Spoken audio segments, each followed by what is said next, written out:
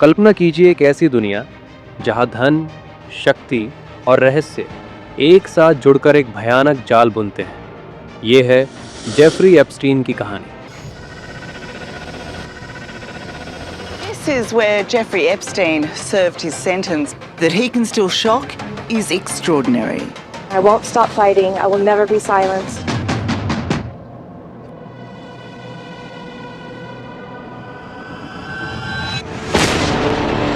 एक अमेरिकी वित्तीय विशेषज्ञ और दोषी यौन अपराधी जिनकी मौत 2019 में जेल में आत्महत्या से हुई, लेकिन उनकी मौत के बाद भी उनके रहस्यों का पिटारा खुलता रहा। From beyond the grave. He's dead, but he did not act alone. None of them have been held accountable. Epstein files कुल मिलाकर 6 मिलियन से ज्यादा पेज की हैं। 2024 में अमेरिकी अदालतों ने हजारों दस्तावेज जारी किए और 2025 से 2026 में न्याय विभाग ने लाखों पेज के दस्तावेज सार्वजनिक किए, जिसमें दुनिया के सबसे शक्तिशाली लोगों के नाम सामने हैं। जेफरी एप्स्टीन की फाइल्स में कई बड़े और प्रभावशाली लोगों के नाम शामिल हैं। अमेरिकी राष्ट्रपति डोनाल्ड ट्रंप का एप्स्टीन फाइलों में और एप्स्टीन के बीच पुराने सामाजिक संबंधों और पत्रों का उल्लेख है। प्रिंस एंड्रयू, जो कि ब्रिटिश शाही परिवार के सदस्य हैं, प्रिंस एंड्रयू का नाम फाइल्स में सैकड़ों बार आ चुका है। गिफरे ने आरोप लगाया कि एप्स्टीन ने उन्हें प्रिंस के साथ सेक्स करने के लिए निर्देशित किया जब वो नाबालिग थी। Lifts his head up, looks at Ghislaine, Ghislaine looks at him, and I call it the Cheshire cat grin because his face just went like this. They like that. The younger you look, the better it is. It turned very sexual, and it was abuse straight away. I got paid $200 and the butler drove me home. Bharat के लोगों का नाम भी Epstein files में US department of justice द्वारा जारी लाखों page के दस्तावेजों में कई बार आए हैं। 2026 की शुरुआत में अमेरिकी न्याय विभाग द्वारा जारी लाखों पेज के एप्स्टीन फाइल्स में मोदी जी का नाम भी एक ईमेल में आता है। ये ईमेल मोदी जी की जुलाई 2017 में इजराइल की ऐतिहासिक यात्रा से जुड़ा है। एक ईमेल में एप्स्टीन का दावा है कि मोदी ने उसकी सलाह पर इजराइल में डांस और गाना किया। भारत सरकार ने इसे कन्विक्टेड क्रिमिनल की बकवास बताकर खारिज किया।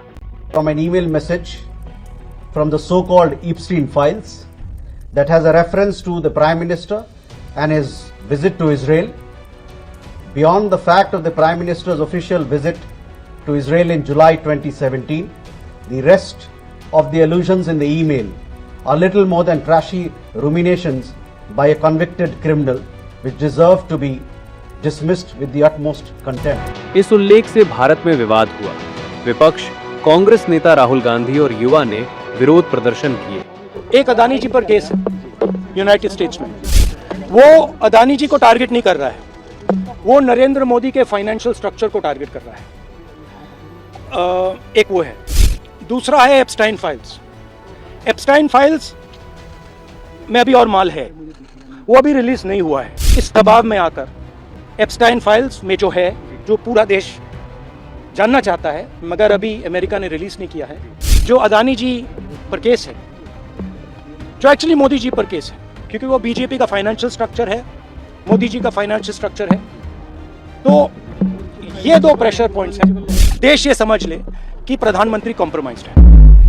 अनिल अंबानी का नाम सबसे ज्यादा चर्चित और उल्लेखनीय था। अनिल अंबानी का नाम एप्स्टीन के साथ 2017 से 2019 तक ईमेल में कई बार आया था, हालांकि कोई मौजूदा फोटोज नहीं है। माइकल जैक्सन, दुनिया के सबसे बड़े स्टार का भी नाम है। Breaking news coming in at this hour. Important to understand that the Justice Department has released parts of the Epstein files. Important information we're tracking at this hour from the United States.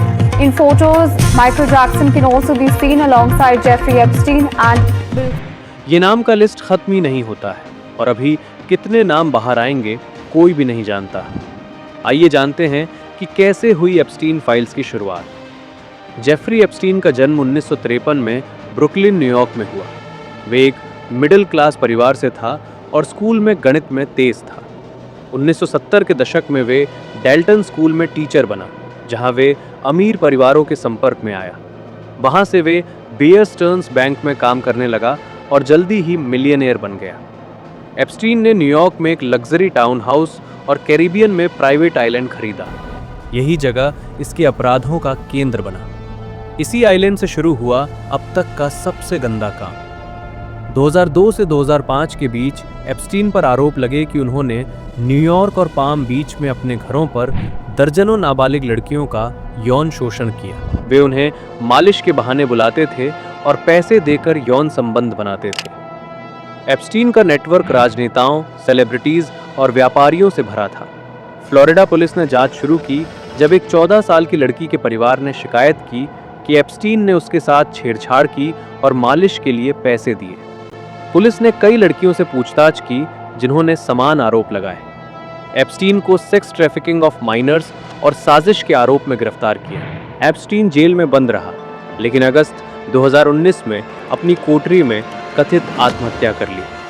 Epstein की कई पीड़ितों ने interview में कई बातें बताईं।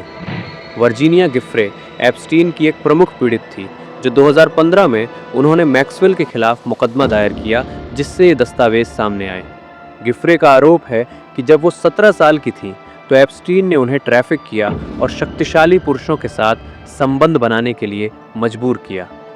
This is Jeffrey and Ghislaine at their best. They sent me to a Thai massage school, but not only that, I had to be in Thailand to pick up another victim. कुल मिलाकर Epstein files ने दिखाया कि कैसे शक्ति का दुरुपयोग वैश्विक स्तर पर होता है